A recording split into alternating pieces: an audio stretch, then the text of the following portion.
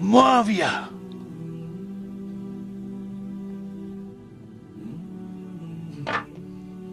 तुम्हें 2 लिबास और पेट भर के खाने से ज्यादा क्या चाहिए? अम्वाले गनीमत खलीफा और उनके मुतवल्लियों के पास क्या कर रहा है? अपनी जाती सरवत की तरक्की, इस भूखी उम्मत की खुशहाली या आबादी के लिए खर्च हो रहा है? सर अबू जर गिफारी रदी अल्लाह तआला अन्हु के तो हालात बयान करने के लिए बड़ा पत्थर का दिल चाहिए, इतने सोजो गुदास वाली जिंदगी। हाँ, जामिया तिरमिज़ी में हदीस है, नबी सल्लल्लाहु अलैहि वसल्लम ने इरशाद फरमाया कि इस नीली छतरी के नीचे अबू जर गिफारी से सच्चा इंसान कोई नहीं। कौन कह रहा है? नबी सल्लल्लाहु अलैहि वसल्लम, जो खुद सादिक और अमीन। और जामिया तिरमिज़ी में एक और हदीस है, नबी अलैहिस्सलाम ने फरमाया कि अबू जर गिफारी से बढ़कर कोई अहद वफा करने वाला और ज़ुहद में मेरी उम्मत में नहीं है। ये मेरी उम्मत में ईसा इब्ने मरियम की मिसल है, अबू जर गिफारी। और ईसा इब्ने मरियम वो है जिनके बारे में रवायतों में आता है कि वो दुनिया से इतने जाहिद थे कि वो बर्तन में पानी भी नहीं पीते थे। वो कहते थे ये दुनिया का माल है, अपने हाथों में पानी पिया करते थे। यानी दुनिया को 3 तलाकें दी हुई थी। तो नबी अलैहिस्सलाम फरमाया मेरी उम्मत में सैयदना ईसा इब्ने मरियम की मिसल ज़ुहद में अबू जर गिफारी है। ये लफ्ज है अबू जर गिफारी, गफ्फारी नहीं है लफ्ज, गिफारी जेर है और फा के ऊपर तशदीद भी नहीं है। तो अबू जर गिफारी रज़ियल्लाहु तआला अन्हु अलैहिस्सलाम नबी अलैहिस्सलाम के लाडले असहाब में से थे। सही बुखारी में इनके कबूल इस्लाम का पूरा वाकया मौजूद है। इन तक जब दावत पहुंची कि इस तरह एक पैगंबर आए हैं मक्के की सरजमीन में जिन्होंने दावा नबूवत किया, तो ये इन्होंने पहले अपने भाई को भेजा कि खैर खबर लेके आओ, तो उन्होंने बताया हाँ इस तरह एक शख्स है। फिर ये खुद रखते सफर बांध के नबी सल्लल्लाहु अलैहि वसल्लम की खिदमत में हाजिर हुए मक्का शरीफ में।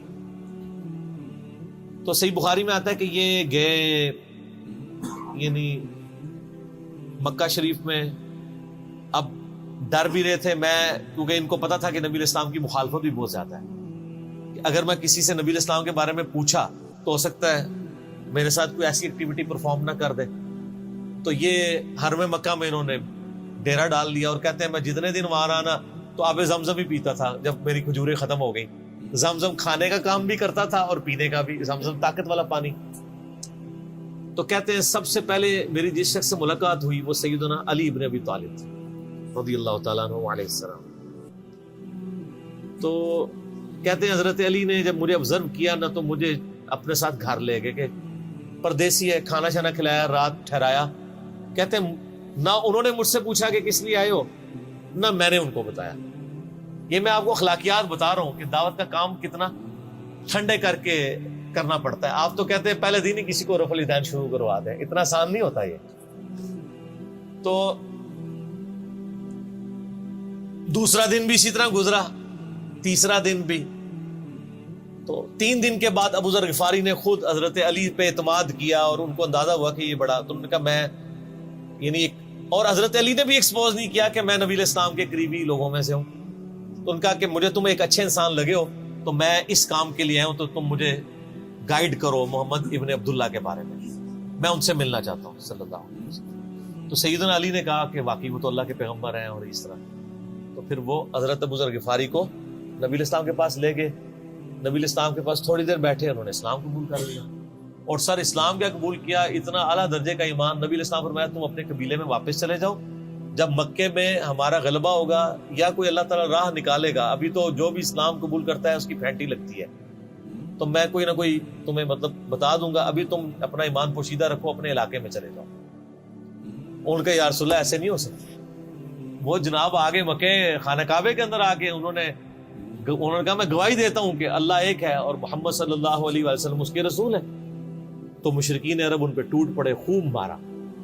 हत्ता कि अब्बास बिन अब्दुल मुत्तलिब जो उस वक्त तक मुसलमान नहीं हुए थे, नबी इस्लाम के चचा थे, لیکن چونکہ بنو ہاشم سے تھے اور بنو ہاشم آپ کو پتہ ہے متولی تھے کعبہ شریف کے، انہوں نے اپنے آپ کو ابو ذر غفاری کے اوپر گرا لیا کہ تاکہ ان کو کوئی مارے نہ. انہوں نے کہا تمہیں پتہ نہیں ہے قبیلہ یعنی غفاری قبیلے سے تعلق رکھتا ہے تو اس کے قبیلے کے لوگ آ کے یہاں پہ لڑائی کریں گے ہم سے. کیونکہ قبائلی سسٹم تھا نا، اس میں یہ نہیں دیکھا جاتا تھا کہ اس کا مذہب کیا ہے، پہلے نمبر پہ دیکھا جاتا ہے یہ ہمارے قبیلے کا ہے، تم نے ہمارے قبیلے کے بندے کو مارا ہے تمہیں نہیں چھوڑیں گے. اسی وجہ سے آپ دیکھیں نا بنو ہاشم اسلام قبول نہ کرنے کے باوجود نبی علیہ السلام کی پشت میں تو کھڑے رہے نا، اور یہ پہلے بھی ہوتا رہا. قرآن حکیم میں آتا ہے نا کہ شعیب علیہ السلام کی قوم کیا کہتی ہے، اے شعیب اگر تیرا قبیلہ تیرے ساتھ نہ ہوتا کب سے تیرا کام کر چکے ہوتے. اس لیے انبیاء ڈومیننٹ قبائل میں آتے ہیں جو شریف النفسی والے ہوتے ہیں، جن میں ایک سسٹم ہوتا ہے پورا. تو اور پھر جو ہے نا وہ اگلے دن پھر ابو ذر غفاری نے اس طرح کلمہ پڑھا، پھر ان کی پٹائی ہوئی، پھر حضرت عباس نے ان کو بچایا اور پھر وہاں سے یعنی وہ چلے گئے. یہ پوری حدیث صحیح بخاری میں ہے، اور بلکہ بخاری میں پورا ایک چیپٹر ہے ابو ذر غفاری کے اسلام لانے کا واقعہ. امام بخاری نے ابو ذر غفاری کا پروٹوکول یہ رکھا ہے کہ اسلام کا پورا چیپٹر بنایا ہے ابو ذر غفاری کے اسلام لانے کا واقعہ. باقی یہ درویش صفت آدمی تھی اور دنیا کو 3 طلاقیں دی ہوئی، اور وہ اس لیے کہ انہوں نے نبی علیہ السلام کو بڑا کلوزلی آبزرو کیا تھا. نبی علیہ السلام کی جتنی احادیث دنیا سے زہد اور دنیا پرستی کی مذمت پہ ہے نا، اکثر احادیث کے راوی ابو ذر غفاری. چونکہ انہوں نے نبی علیہ السلام کو بڑا کلوزلی آبزرو کیا تھا تو اس لیے وہ صحابہ کرام پہ جب دنیا کے خزانے کھول دیے گئے، اور بعض اصحاب اور بعض تابعین میں انہوں نے جب دنیا کی محبت میں غلبہ اور عیاشی کا لیول دیکھا تو ان سے وہ برداشت نہیں ہوتا تھا. اور تو نبی علیہ السلام کی صحبت کی ہوئی تھی، خدا بے نیاز ہے. وہ کہتے تھے یہ دیکھو یار ہم لوگ تو فاقے کرتے تھے اور ہمارا پیغمبر ہمیں یہاں تک تعلیمات دیتا تھا کہ اے اللہ محمد اور آل محمد کو بس اتنا ہی رزق دینا کہ روح اور جسم کا رشتہ برقرار رہے. یہ حدیث بخاری و مسلم میں ہے، اور بخاری و مسلم میں حدیث ہے حضرت عمر کو نبی علیہ السلام نے ڈانٹتے ہوئے کہا جب وہ چٹائی کے نشان دیکھے، ان کا یا رسول اللہ رو پڑے کہ کیسر و کسرا تو دنیا کے مزے لوٹ رہے ہیں اور آپ اللہ کے نبی. تو آپ فرمایا کہ تم اس پہ خوش نہیں کہ وہ دنیا کے مزے لوٹیں اور تم آخرت کی سعادت لوٹو. اور لگتا ہے عمر تم پہ دنیا کی حقیقت آج بھی نہیں کھلی. جن لوگوں کے سامنے یہ ساری چیزیں تھیں، جن لوگوں نے نبی علیہ السلام کا وہ پیریڈ دیکھا تھا، پھر ان کو یہ بھی پتا تھا کہ بخاری و مسلم میں نبی علیہ السلام کے جو آخری خطبات میں سے شہدائے احد کے اوپر جو نماز جنازہ آپ نے 8 سال بعد پڑھی، اور وہاں پہ آپ نے جنازے یعنی ادھر قبرستان میں خطبہ دیا عبرت کے لیے. اور اس میں کئی چیزیں تھیں. ایک تو یہ تھی کہ یہ یہاں پہ وہ لوگ دفن ہیں جنہوں نے اسلام کے لیے قربانی دی ہے اور ان کا پھل تم نے کھانا ہے. وہ دنیا سے اسی طریقے سے گئے ہیں، کفن میں نہیں دیا گیا کئی لوگوں کو. نمبر 2، اسی میدان میں مال غنیمت سمیٹنے کی وجہ سے ایک فتح شکست میں بدل گئی تھی، جبکہ اللہ کے نبی بھی موجود تھے. اللہ نے اس کا بھی لحاظ نہیں کیا اور وہ فتح شکست میں بدل گئی کہ انہوں نے مال غنیمت لپیٹنے میں نبی علیہ السلام کی حکم حدولی کر دی، تو تاکہ بعد میں یہ معاملہ نہ ہو. تو وہاں آپ کا خطبہ بخاری مسلم دونوں میں ہے. آپ نے فرمایا کہ اور حضرت عقبہ ابن عامر کہتے ہیں میں نے آخری دفعہ نبی علیہ السلام کو ممبر پہ اسی دن دیکھا تھا. آپ نے فرمایا کہ میں اللہ کی قسم اپنے حوض کوثر کو اس وقت دیکھ رہا ہوں، اللہ نے دکھا دیا. اور آپ نے فرمایا کہ مجھے یہ خطرہ نہیں ہے کہ تم میرے بعد شرک کرنے لگو، لیکن مجھے ڈر ہے کہ تم دنیا کے مال میں پھنس جاؤ گے اور پھر تم ایک دوسرے کو قتل کرو گے جس طرح اگلی قوموں نے کیا، اور تم بھی تباہ و برباد کر دیے جاؤ گے جس طرح اگلے. اس سے زیادہ کیسے آپ ڈر سناتے؟ اب یہ ساری چیزیں موجود تھیں. آپ فرمایا مجھے خطرہ یہ ہے کہ دنیا کا مال تم پہ کھول دیا جائے گا، ان قریب کیسر و کسرا کے خزانے تمہارے پاس آ جائیں گے. جو بخاری مسلم میں آتا ہے نا کہ نبی علیہ السلام نے کہا کہ مجھے اللہ نے 2 خزانے عطا کر دیے، ٹھیک ہے، زمین کی خزانوں کی چابیاں، اور جس سے وہ بریلویوں نے کچھ اور ہی قیدا بنا لیا. اس میں موجود ہے کہ کیسر و کسرا کے خزانے، یعنی آپ کو بتایا گیا کہ رومن اور پرشین امپائر جو ہے مسلمان فتح کر لیں گے یرموک اور قادسیہ کے اندر، اور مسلمانوں کے پاس وہ دولتیں آ جائیں گی. پھر آہستہ آہستہ وہ بھی اسی دنیا کی محبت کا شکار ہو جائے گی. اب یہ ساری باتیں حضرت ابو ذر غفاری کے سامنے تھی. حتیٰ کہ صحیح بخاری میں آتا ہے کہ ابو ذر غفاری کہتے ہیں مجھے دن یاد ہے کہ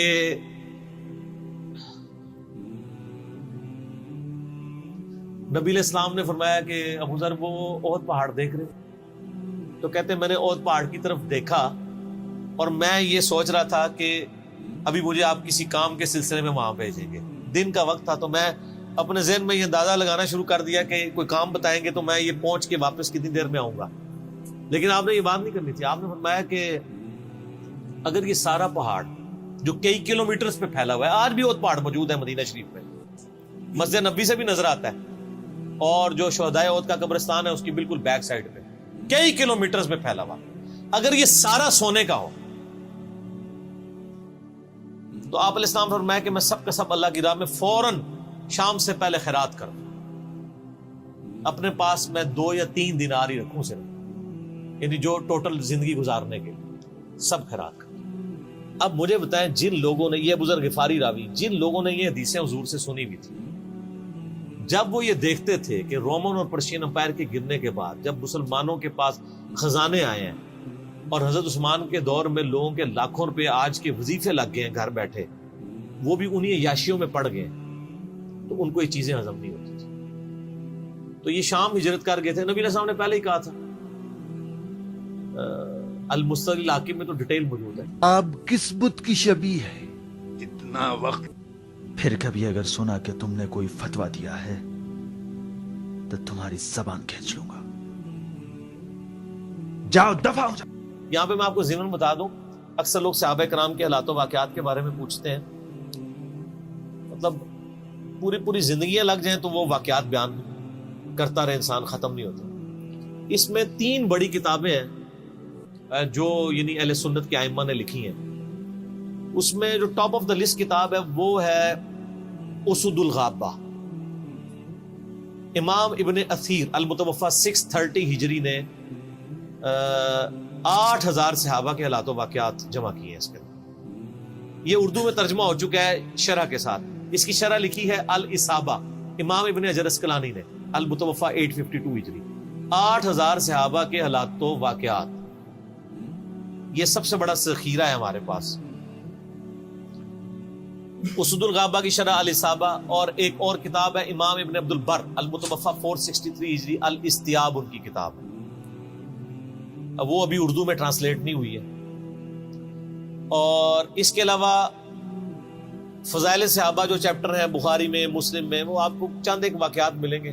ڈیٹیلڈ آپ کو المستدرک للحاکم میں جو 4تھی اور 5ویں جلد ہے نا, جو اردو ترجمے والی بریلویوں نے چھاپی ہے, وہ تو ساری ہے ہی صحابہ کرام کے بارے میں, اور ڈیٹیلڈ حالات ہیں. ابو ذر غفاری کے بارے میں بھی آپ کو آلموسٹ جتنی میں حدیثیں بیان کر رہا ہوں آپ کو مل جائیں گی.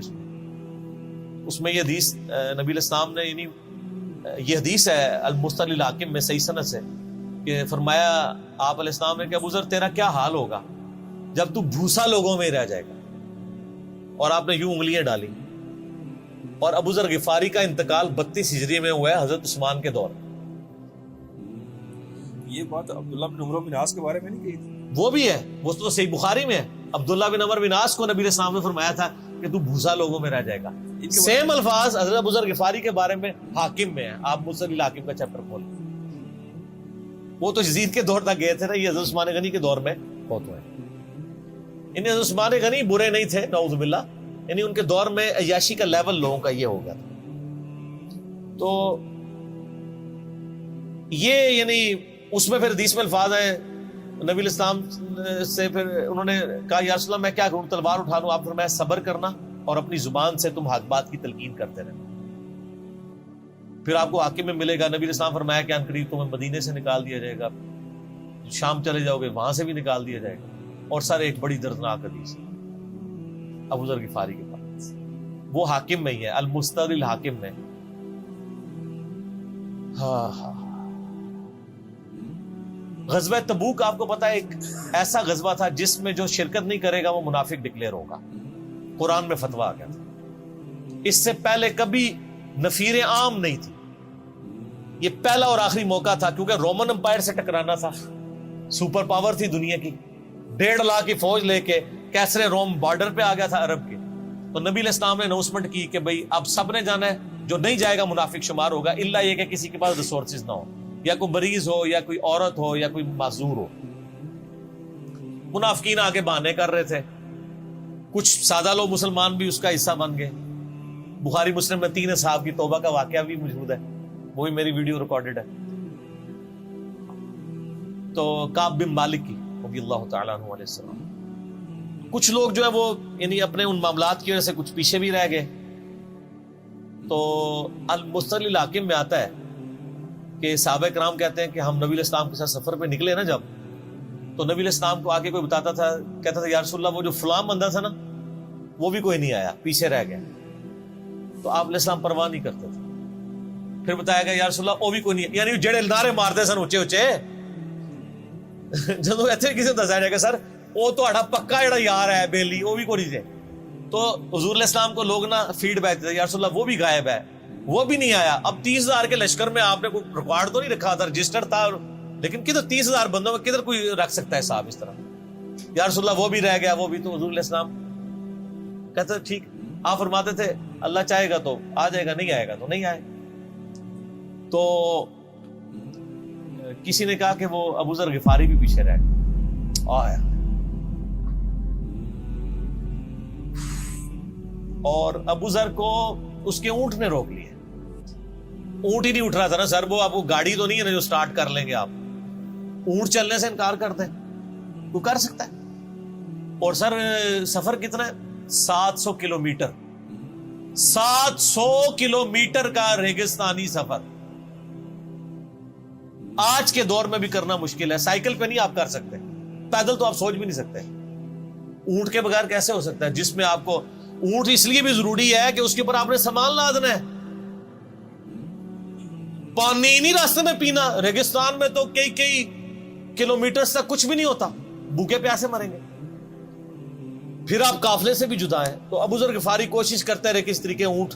اسی دوران قافلہ نکل گیا آگے تو وہ اونٹ اٹھا ہی نہیں ہے. تو حضرت ابو ذر غفاری نے اپنا سامان اپنی پیٹھ پہ لاد دیا، پیدل چل پڑے. ریگستانی سفر.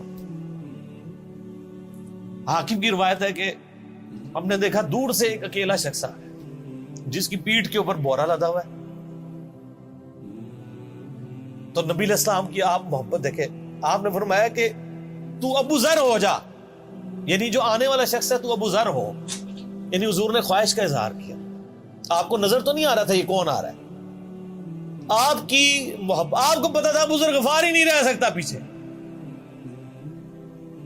تو صحابہ کہتے ہیں آپ نے فرمایا تو ابو ذر ہو جا. تو صحابہ کہتے ہیں تھوڑی دیر بعد جب وہ قریب آئے تو ہم نے پہچان لیا ابو ذر غفاری ہیں. تو جب ہم نے پہچان لیا نا تو حضور علیہ السلام نے ان کے پہنچنے سے پہلے آپ نے فرمایا ابو ذر کو دیکھو اکیلا آ رہا ہے، اکیلے ہی دنیا سے جائے گا اور قیامت دن بھی اکیلا اٹھایا جائے گا. یہ اس حدیث کا بھی کچھ حصہ باقی ہے، میں بعد میں بیان کروں. پہلے میں اس کو کنکلوڈ کر لوں کہ صحیح بخاری میں آتا ہے کہ حضرت ابو ذر غفاری شام چلے گئے تھے. وہاں پہ چونکہ گورنر تھے حضرت معاویہ رضی اللہ تعالیٰ عنہ.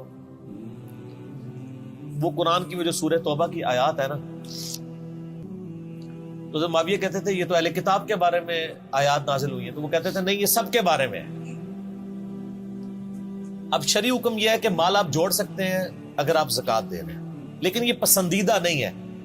طریقہ نبوت یہ نہیں ہے. نبی علیہ السلام نہیں جوڑ سکتے تھے، پوری زندگی زکوٰۃ دینے کی نوبت نہیں آئی ہے، حالانکہ خمس ملتا تھا، خیرات کرتے تھے. ابو ذر غفاری کا جھگڑا یہ تھا کہ تم تو نبی کے اصحاب ہو، تم لوگوں کو یہ زیب ہی نہیں دیتا کہ تم لوگ اس طرح کے محلات میں رہو اور اس طرح مال جوڑو. تو اب چونکہ سینئر صحابی تھے، ان کو ہاتھ ڈالنا بھی آسان نہیں تھا. پھر نبی علیہ السلام نے فرمایا ہو کہ اس سے زیادہ سچا انسان ہی کوئی نہیں. تو حضرت معاویہ نے خط لکھا حضرت عثمان کو کہ جی اس بندے سے میری جان چھڑائے نا، اس کو آپ واپس بلائیں. حضرت معاویہ نے جب خط لکھا تو حضرت عثمان نے ان کو کہا تم مدینہ شریف واپس آ جاؤ. جان لو. مدینہ شریف جب یہ واپس آئے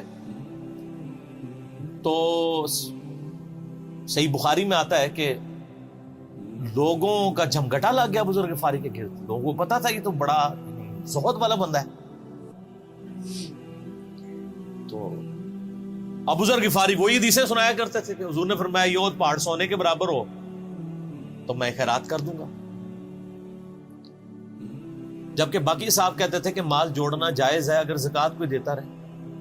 وہ یہ کہتے تھے کہ یار یہ تم لوگوں کو تو زیب نہیں نہ دیتا، یار تم لوگ تو یہ باتیں نہ کرو، تم لوگ نبی کی صحبت یافتہ ہو، تم لوگوں کو تو زہد ہونی چاہیے تم لوگوں کی زندگی میں. اب لوگوں کا ہجوم ان کے گرد لگ گیا اور پھر حضرت عثمان نے ان کو خلیفہ وقت بلایا اور کہا کہ یار تو خود ہی مدینہ شریف چھوڑ کے یہاں سے چلا جا، تیری وجہ سے فتنہ کھڑا ہو۔ حضرت عثمان نے کہا میں نے تو نبی علیہ السلام سے سنا تھا کہ حکمرانوں کی اطاعت کرنا، صبر کر لینا۔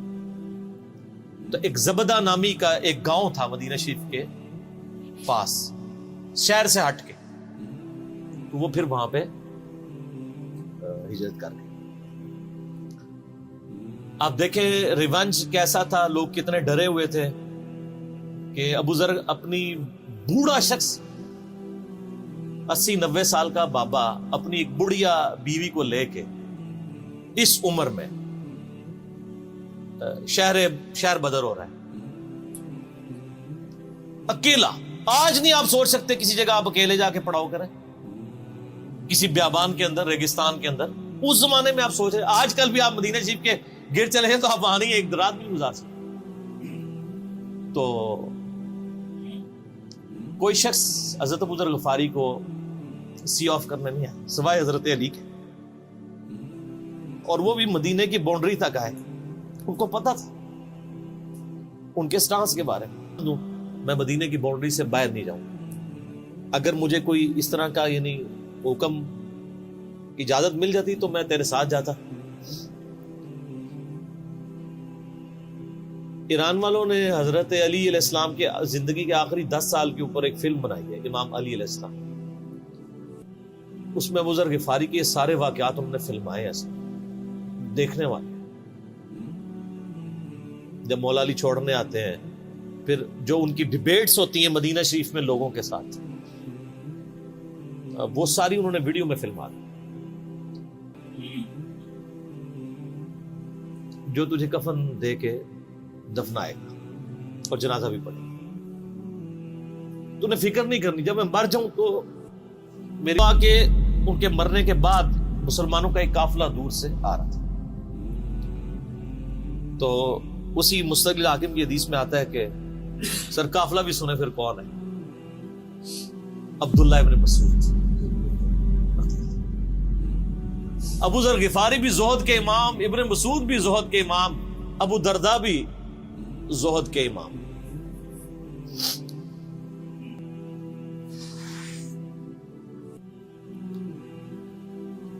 ابن مسعود رضی اللہ تعالیٰ عنہ جب وہاں پہ رکے، ان کو تو نہیں پتا تھا یہ کون ہے، تو انہوں نے کہا بی بی کیا وہ؟ ان کا میرا خامند مر گیا ہے۔ ان کا یہ کون ہے؟ تو انہوں نے کہا ابو ذر غفاری۔ عبداللہ ابن مسعود کی چیخ نکل گئی، چیخ ماری انہوں نے، ان کا واہ۔ اللہ کے نبی نے فرمایا تھا کہ ابو ذر اکیلا آ رہا ہے تبوک کے موقع پہ، دنیا سے بھی اکیلا جائے گا، اور قیامت الدن بھی اکیلا اٹھائے گا۔ یعنی اب اسی سرزمین سے ہی اس نے اٹھنا ہے نا، ہر بندے نے اپنی قبر سے اٹھنا ہے، یعنی وہ مسلمانوں کے قبرستان میں بھی دفن نہیں۔ ایک یہ جو مزار کی رٹ لگائے پھرتے ہیں، میں ان سے پوچھتا ہوں تمہارے بابوں کی کیا اوقات ہے؟ ابو ذر غفاری کا مزار دکھاؤ کتنا۔